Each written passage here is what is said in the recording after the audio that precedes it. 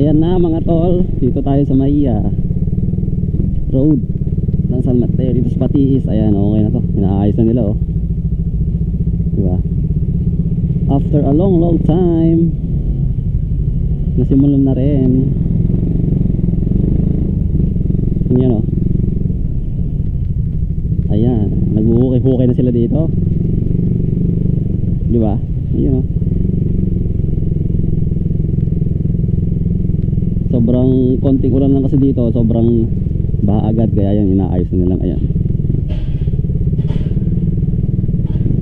comment mo naman yung experience dito sa ano, Patiis Road. Kung nakadaan ka dito, comment mo naman yung experience mo dyan.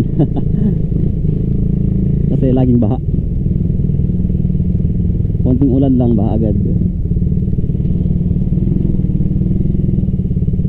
Tapos yung putik, alam mo yun, parang semento, hirap tanggalin pagka tubigas.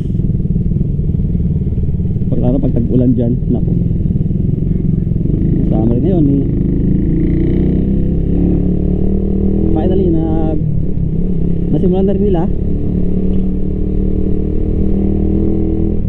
Sana tuloy-tuloy na ang gawa nila dyan para maayos naman tong Patiis Road na to, lalong banda dun.